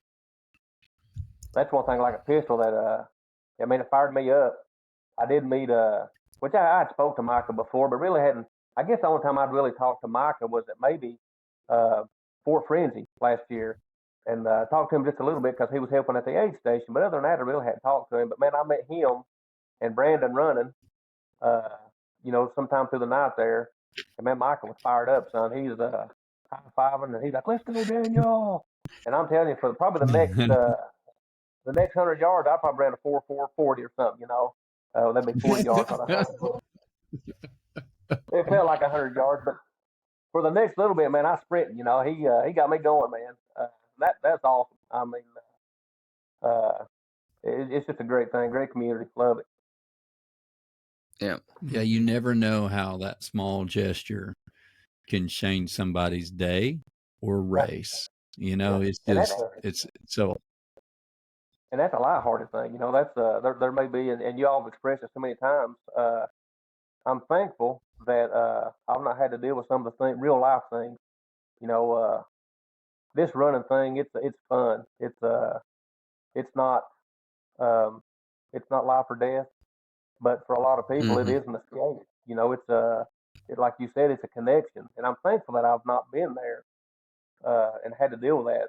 Not saying that I won't ever be, but just not knowing what somebody might be going through, and you always say it, David. Those words of kindness and encouragement that might just change somebody's day. And we don't ever know to what degree. Absolutely. Well, I don't want to keep us going here. We're an hour 30, so let's jump into questions. And while Matt is trying to find the list that he normally loses, got to go through all the socials here. We're listening to his excuses. Hey, gotta find them. You'll hear music playing here in a minute because Brian Vermillion has sent him a tagged him in something. I don't know if Daniels may still be on there, so I'm scrolling through here. Daniels may pop up. But while Matt's pulling that up, let's go ahead and just ask you the same question. This is kind of the dirt and vert question of we ask every runner, and that's, why do you run? For me, it's not just one thing. It's a collective one. I've heard a lot of amazing reasons why people run, and a lot of them are pretty deep, man. And I appreciate those. Mine, it's not that deep. It's real to me, but it's not deep compared to a lot of other people's reasons, and that's great. That's why we're all different. But for me, things that I love, I love the camaraderie. I love the atmosphere, the environment of especially events. When we come together in events, those kindred spirits I was talking about a while ago. I love that atmosphere. I love that environment. Meeting those new folks. When you're running by yourself, I love the solitude. I'm definitely I'm a simpleton. I love being outside. I love being out in the woods. I love nature. Seeing what the good Lord's made and give us to appreciate. I love those things, and there's nothing I love more than and I got to do it this past Saturday night, running a race that runs into the night, whether it be 100 mile or 24 hours, or 12 hours that goes into the dark. a man running to the night, seeing a moonlit sky with a sky full of stars and just quiet. Man, I live for that. Those it's a collective one for me. I just love I love that experience. For me, that lets you know you're alive. That's what I love. Does that make sense? I like that answer. Yeah. I like that answer. You say it's not deep, but I mean that's to you that's important. It is.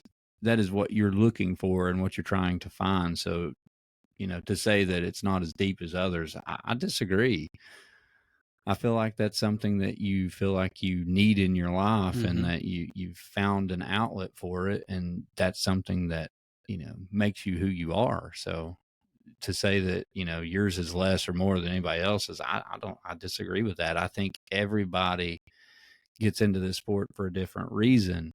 And your why may be completely different, but your why is just as important and just as deep as anybody else's because that's who makes you who you are.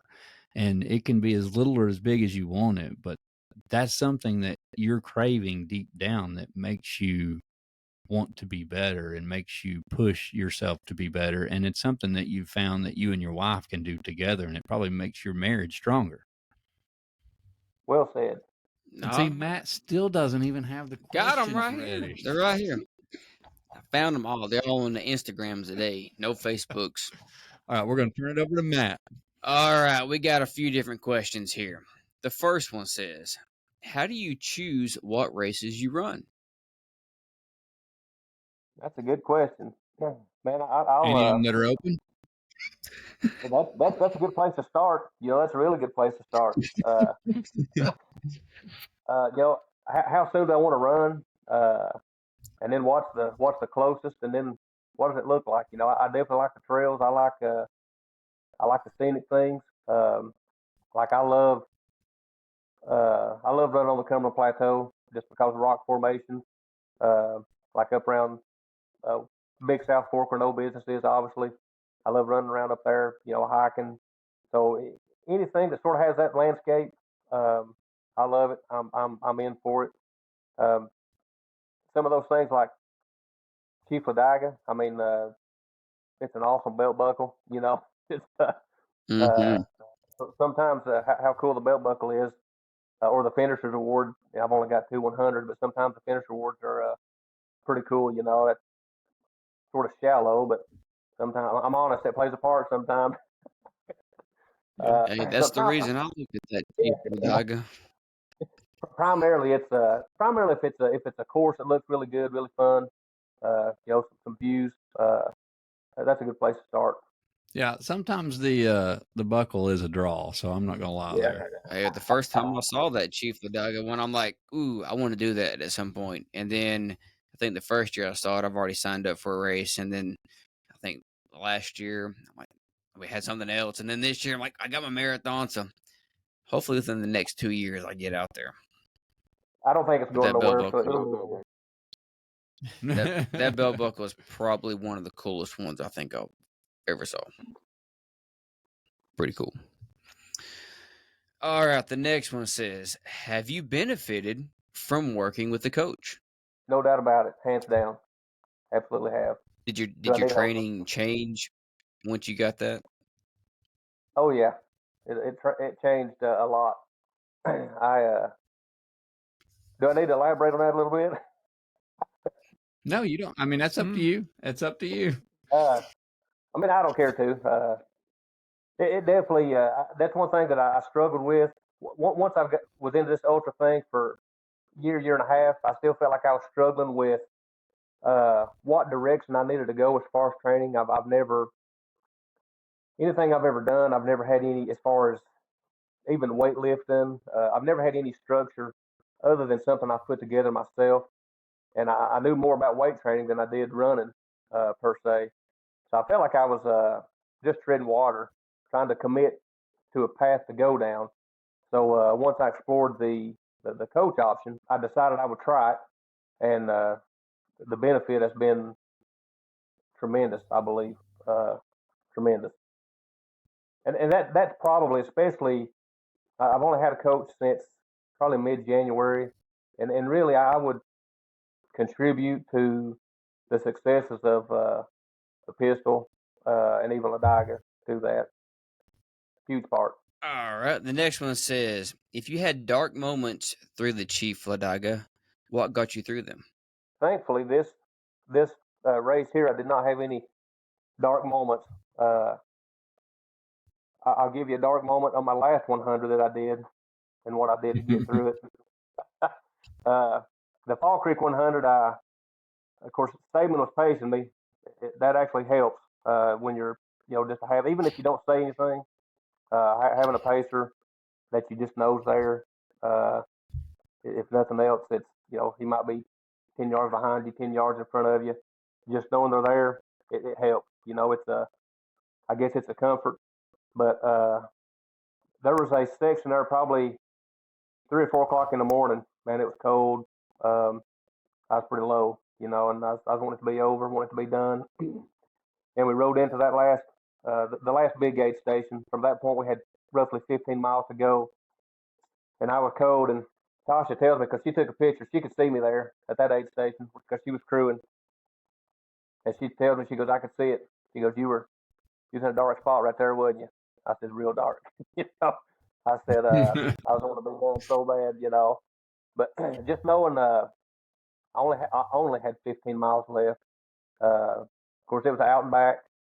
I knew the course, and the sun was about to come up. And I was able to draw some motivation and some energy from that. If you've not done 100 yet, and of course, Stamen kept telling me, he said, man, when the sun starts coming up, you're gonna get some life. You're gonna get some life, and that's Sure true. do. When you start seeing that sky lighting up, I mean, life gets better. You start moving again, and so that's if it's close to, if it's through the nighttime and I'm in a low spot, man, I start thinking about, start counting hours down before daylight. When the sky is going to start lightening up.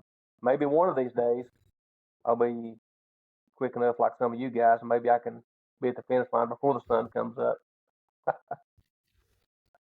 I don't think I've done that one.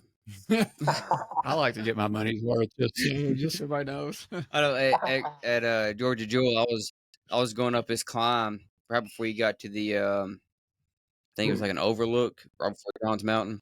I was climbing up it with Brogan, and I said, "Hey, what time does the sun come up in Georgia?" And he started naming this time. I said, it's that time right now. The sun ain't up." And he goes, "Oh, well, maybe it's this time." I'm like, "Okay, yep." And then I think we had just made it to the top of that mountain, and then there came the sun. I'm like, "Okay, well, we're awake now. Let's go." Let's go. All right. The next one is out of all the races that you've done, the different distances, what distance has been your favorite? Probably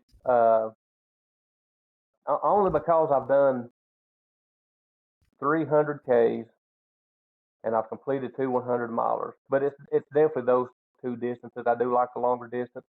Um, I feel like right now, and I could be wrong because I still have such a small sample size, but I feel like I'm a little better in the 100K, primarily just because I'm not out there as long. Maybe I still got some conditioning to gain to be more confident in the 100 miler.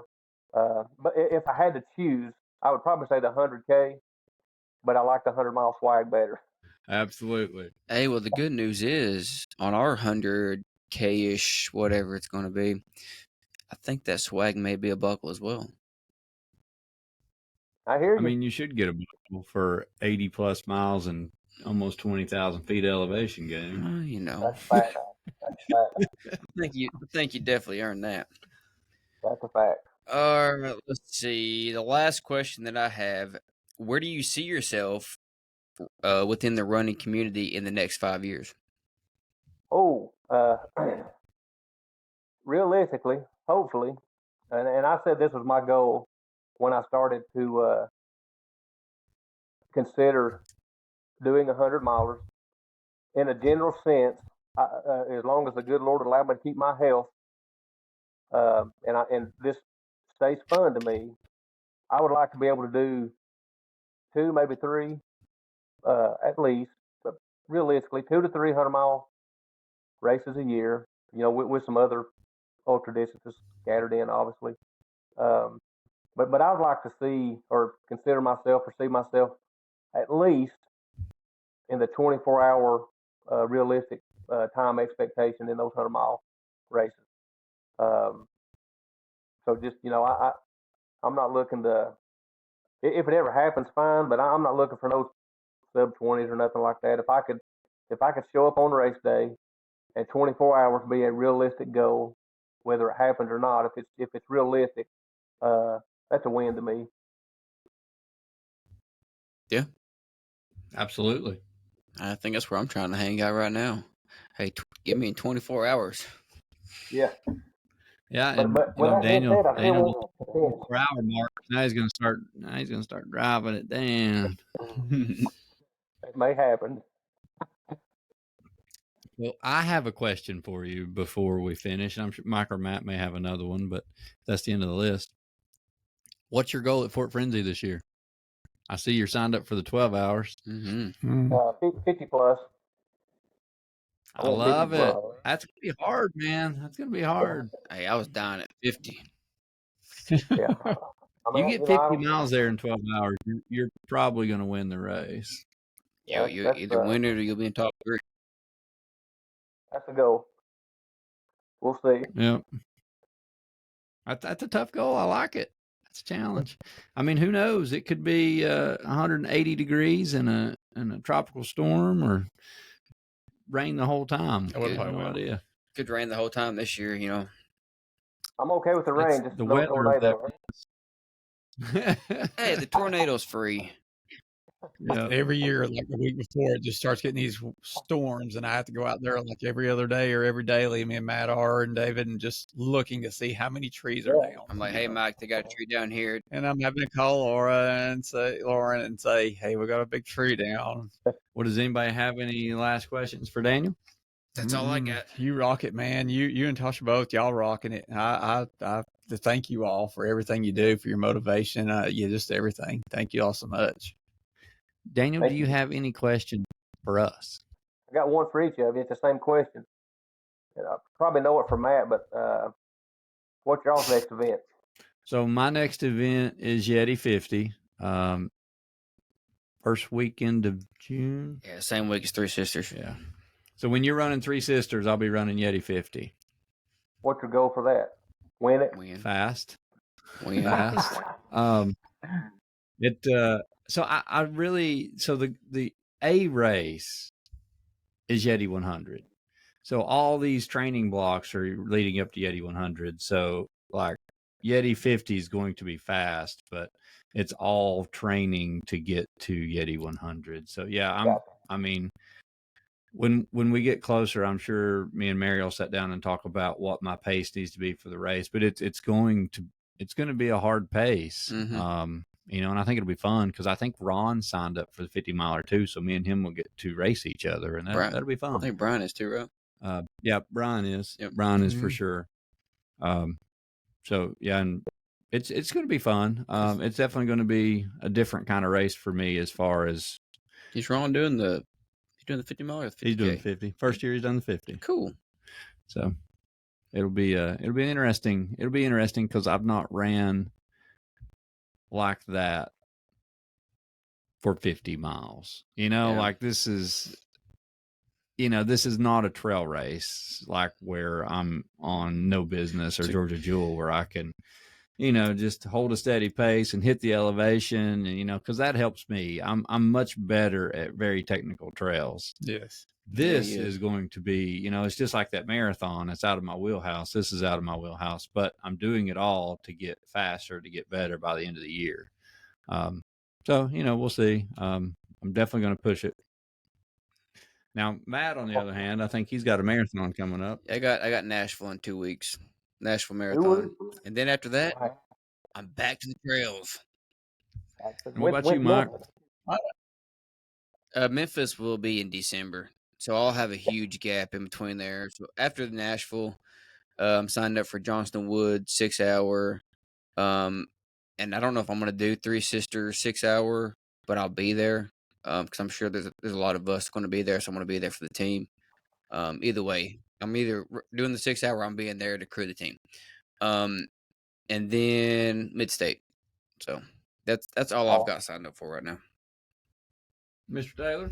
I don't know. It's been kind of a weird year for me, but I was wanting to do the Chief Ladiga. I just could not fit it in with the birth of our granddaughter. You know, I was pulled every which direction, and you know, you got to take 100-miler serious.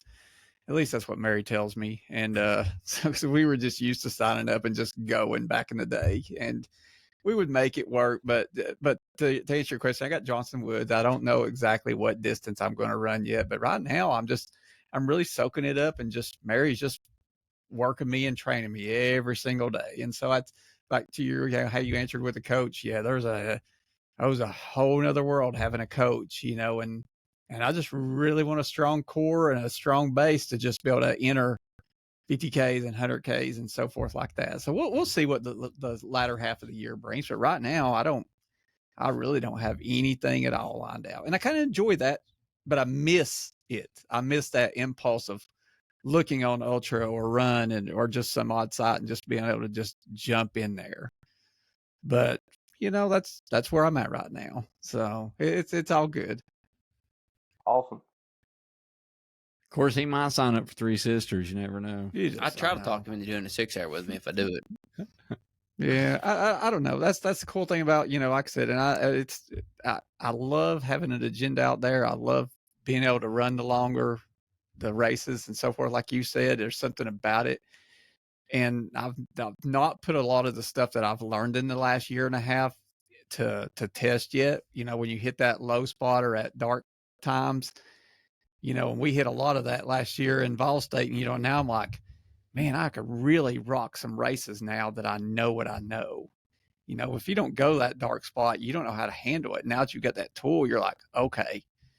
And so these podcasts, oh my goodness, you know, you just go through these and listen to what everybody, how they go through it and how they deal with it. And it's just so much information. You're like, man, I want to try that now. I want to try to get that. I don't think like you said, you don't want to suffer, but when you get there, if you have the right tools, you'll get through it.